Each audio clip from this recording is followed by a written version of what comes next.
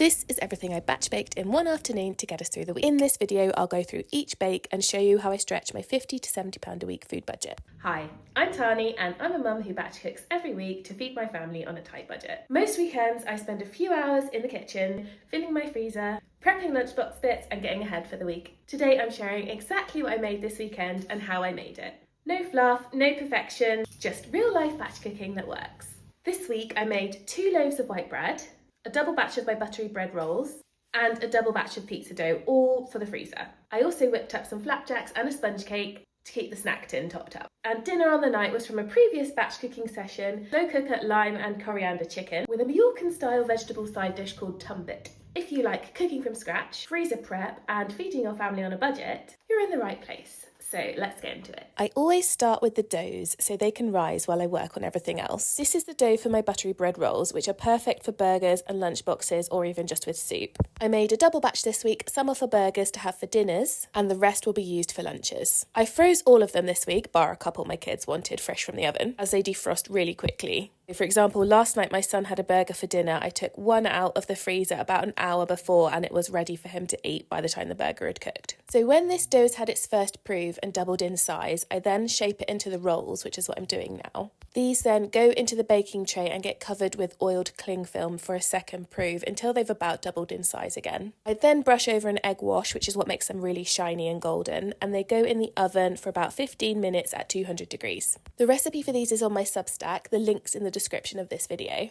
So by this time, the dough for my sandwich loaves had doubled in size. While the rolls were having their second proof, I shaped the bread dough into loaves. Use the £2 size loaf tins, these are just from the supermarket, and I spray them with avocado oil before I put the dough into them. This is just a simple white bread recipe. My kids will eat 50-50 bread, so half wholemeal flour, half white flour, but they prefer pure white bread. Occasionally, I'll make some wholemeal bread for myself and keep that in the freezer. So I usually make 2 loaves on a weekend and then we'll freeze one in slices and have the other one fresh, and we use this for toast and sandwiches. Making bread at home sounds like a faff, but it's honestly very hands-off once you get into a rhythm, and I always use my stand mixer to knead it. Works out cheaper than shop bought and tastes a lot nicer too. I've worked out with the flour and yeast and everything that I use, it costs 59p for 1 loaf of white bread. So if you compare that with, say, the bakery section in the supermarket, it works out way cheaper. I still do buy some bread products every now and then, like wraps and croissants and bagels and stuff.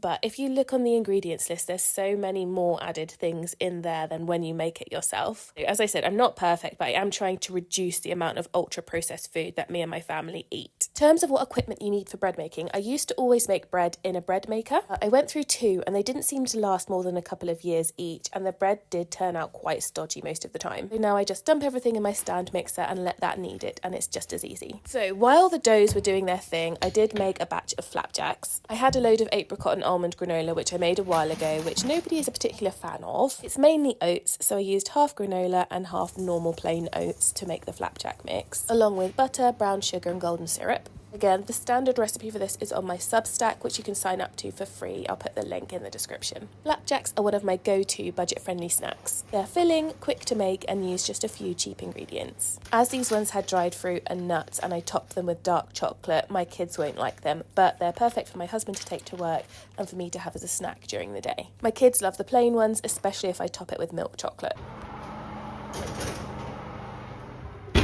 I slice them up into portions and they'll last in a tin for up to a week. So much cheaper than shop-bought cereal bars. So I find that the key to efficient batch cooking is making like things with like. So for example, I made all of my doughs at the same time at the beginning of this batch cook, which was about 1 p.m. on a Sunday afternoon. And then the time in between when things are resting or in the oven, using that to either wash up or make the next thing. For example, the flapjacks were made while the dough was proving and these rolls were in the oven. To keep these rolls nice and soft, I take them out of the pan while they're still warm and cover them with a clean tea towel while they're cooling, and this keeps them nice and spongy and soft.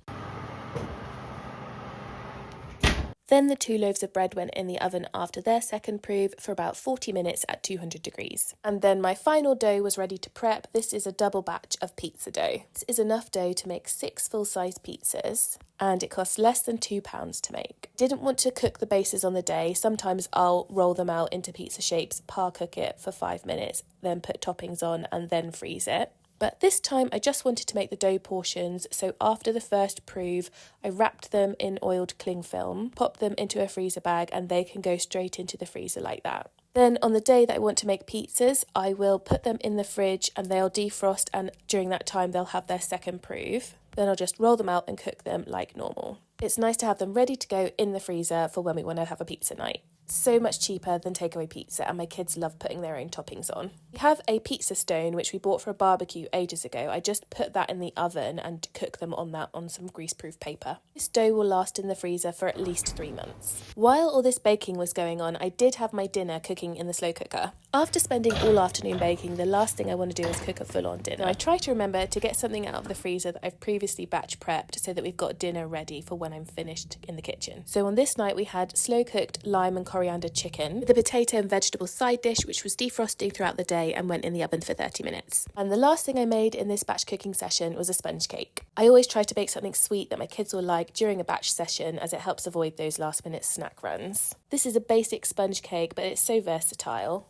This time I filled it with homemade raspberry jam, but it's also great with fresh strawberries and cream or a buttercream filling. A great pudding option or just on its own as an afternoon snack. Keeps really well, I just store it in a tin on the side, it lasts 3-4 days. It's way cheaper than buying treats at the shop and cost me less than £2 to make. Altogether, I'd estimate that the ingredients for this batch cook cost £10 or less, and it took me about 4 hours in total. This really helps to stretch our food budget and keep us going through the week. As I've mentioned, most of the full recipes I've used in this week's batch cook are on my Substack, where you can sign up for my free newsletter that I post new batch-friendly recipes on every week. Obviously this week was a baking heavy batch cook, but I do make a lot of meals as well. Next week I'll be making a load of slow cooker dump bag recipes. Let me know in the comments what else you'd like to see over here on YouTube. I have got loads of ideas already posted on my YouTube shorts, so be sure to check those out between now and my next full YouTube video upload. In terms of storing my batch cooked bakes, I like to put one fresh loaf in my Tupperware bread bin. This is a breathable bread bin and I find that it keeps fresh bread fresher for longer. Unfortunately, I think Tupperware have gone bust, but I have found it on Amazon, so I'll pop a link in the description if you fancy getting one of those. And then for the bread that I'm storing in the freezer, I'll slice that up and put it into sandwich bags. You can defrost slices of frozen bread just on the side on a plate for half an hour or so if you want to eat it fresh, but we do tend to just toast it from frozen. Rolls go straight into freezer bags, into the freezer, and I can pull them out one by one. It's the school holidays at the moment, but when my kids are at school, I do like to freeze my rolls with fillings in them. My kids like flavoured cooked chicken or salami. So if I'm doing that, once they've cooled, I'll slice them open, pop the filling in, and then wrap them individually in cling film, and then pop those wrapped rolls into a reusable freezer bag. Then my kids take one out in the mornings, put that into their lunch boxes, and it's defrosted in there by the time they go to eat it at lunchtime. There are so many ways that you can use your freezer to avoid food waste and stretch your weekly budget.